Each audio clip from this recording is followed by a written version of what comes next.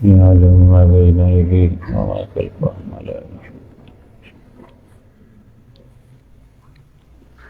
إن الحمد لله نحمده ونصلي على رسوله الكريم أما بعد أعوذ بالله السميع العليم من الشيطان الرجيم بسم الله الرحمن الرحيم يا أيها الذين آمنوا كتب عليكم الصيام كما كتب على الذين من قبلكم لعلكم تتقون۔ حضرات محترم، اللہ رب العزت کا احسان اور فضل ہے کہ اس نے ایک مرتبہ پھر ہمیں رمضان المبارک کی رحمتوں کو سمیٹنے کا موقع فراہم کیا۔ انشاءاللہ العزیز آج سے روزے کے احکام اور مسائل کیا ہیں، ہر مسلمان کو اس بات کو جاننا ضروری ہے، وہ آپ کے سامنے بتدریج عرض کروں گا۔ سب سے پہلی بات ہر مسلمان کو یاد رکھ لینی چاہیے کہ ہمارے لیے دین کے اندر جو بہترین نمونہ ہے وہ جناب محمد الرسول اللہ صلی اللہ علیہ وسلم کی ذات ہے۔ آپ کی بات، آپ کا عمل ہی ہمارے لیے فائنل اتھارٹی ہے۔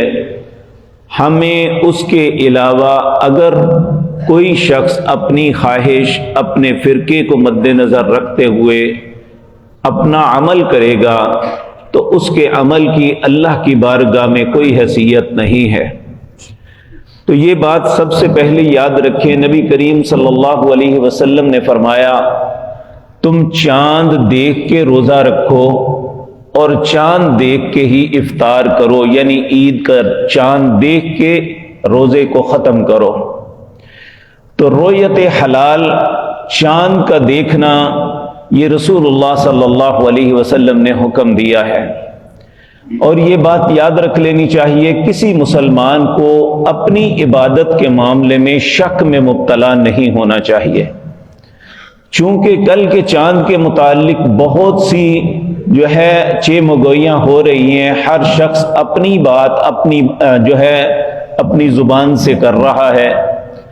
آپ سب جانتے ہیں کہ پرسوں رات کو پورے پاکستان میں بادل تھا، کہیں سے نہ چاند دیکھا جا سکتا تھا۔ نبی کریم صلی اللہ علیہ وسلم نے فرمایا کہ اگر بادل ہو، پہلے تو آپ نے فرمایا کہ ہم پڑھے لکھے نہیں ہیں، ہم ان پڑھ لوگ ہیں، آپ نے اس طرح دونوں ہاتھوں کو کر کے کہا مہینہ اتنے اتنے، اور تیسری دفعہ ایک انگلی دبا کے کہا اتنے کا ہوتا ہے، یعنی 29 کا۔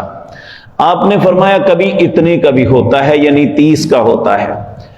تو پھر آپ نے فرمایا اگر بادل ہو یا تم چاند کو نہ دیکھ سکو تو 30 دن پورے کر کے پھر روزہ رکھو۔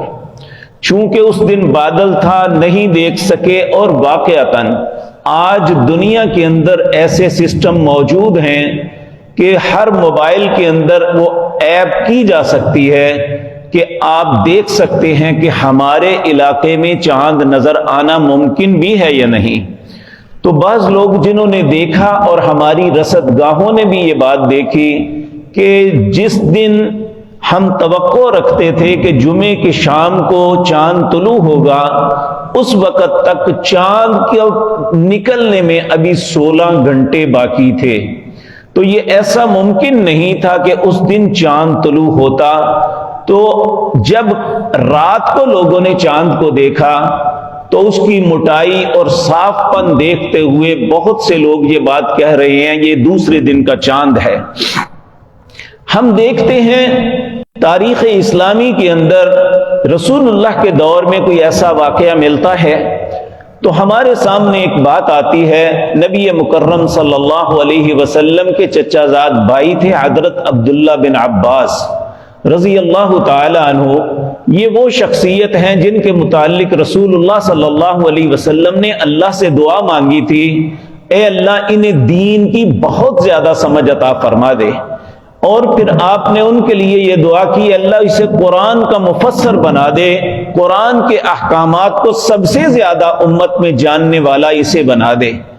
تو جب بھی لوگوں کو کسی مسئلے کے متعلق کنفیوژن ہوتی، رسول اللہ صلی اللہ علیہ وسلم کے دنیا سے تشریف لے جانے کے بعد پھر لوگ حضرت عبداللہ بن عباس سے بات پوچھتے عمومی طور پہ۔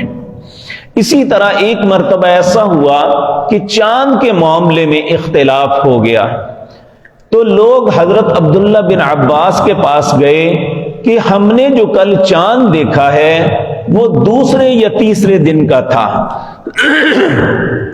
آپ نے ان سے پوچھا کیا آپ نے اس سے پہلے دن چاند دیکھا تھا؟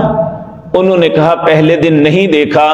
تو انہوں نے کہا پھر سن لو، میں نے رسول اللہ صلی اللہ علیہ وسلم سے سنا، آپ نے فرمایا جب چاند کو دیکھو وہی تمہارا پہلا دن ہے۔ اور یہ دوسری بات بھی یاد رکھیں، 30 کا چاند جو ہے 29 کے چاند سے ظاہر موٹا ہوتا ہے۔ اور ایک بات سیدنا عبداللہ بن عباس نے یہ بھی بتائی کہ جب رمضان کا چاند ہوتا ہے تو اللہ قدرتی طور پہ اس چاند کو نمایاں اور ظاہر اور موٹا کر کے دکھاتے ہیں۔ تو یہ اس بات میں کنفیوژن میں مبتلا نہیں ہونا چاہیے۔ آپ دیکھیں کہ عمومی طور پہ ہمارے معاشروں میں پولوشن کا بڑا رولا ہے کہ پولوشن ہے، فضا کے اندر آسمان پہ گرد ہر وقت چھائی رہتی ہے، لیکن 2 دن کی لگاتار بارش نے ہماری فضا کو بالکل شفاف کر دیا تھا، اور اس شفاف فضا کی وجہ سے چاند پہلے سے بہتر نظر آیا۔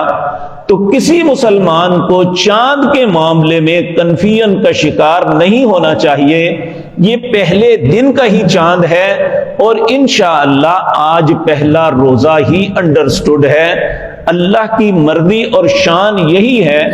بالفرض اگر خدا نخواستہ کسی وقت اجتماعی طور پہ مسلمانوں کو غلطی لگ جائے، یعنی ایک روزہ چھوٹ جائے، آخری دنوں میں جا کے پتہ چلے کہ ہم سے یہ غلطی ہوئی ہے، تو پھر اس روزے کی قضا عید کے بعد ادا کی جاتی ہے۔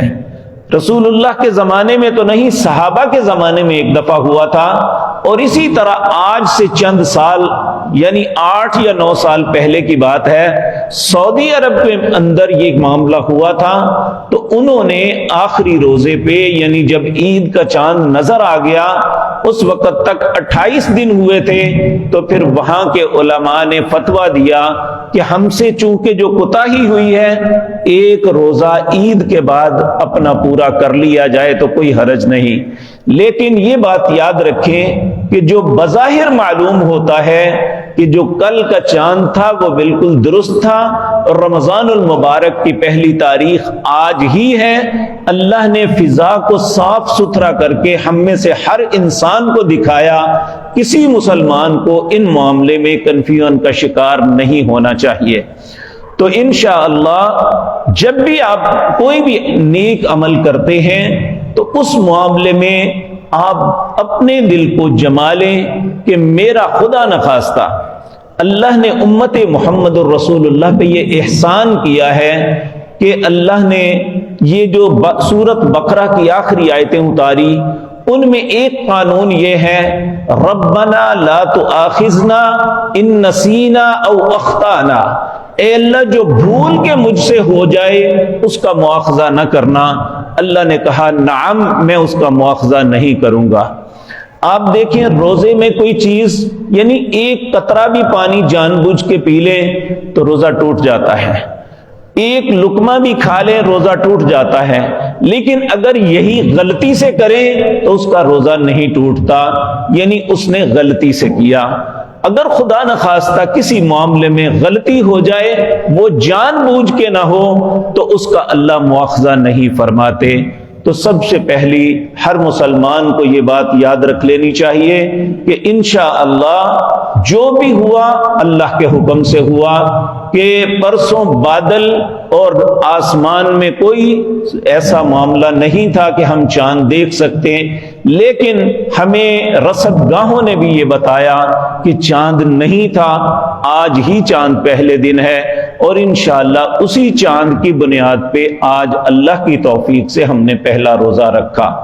اب آگے روزے کے احکام اور مسائل کیا ہیں، اللہ نے مجھے زندگی اور توفیق دی تو بتدریج آپ کے سامنے عرض کروں گا۔ اللہ مالک ہمارے دلوں کو اپنے دین پہ جماد پختہ کر دے۔ اقول قولی ھذا واستغفر اللہ لی ولکم۔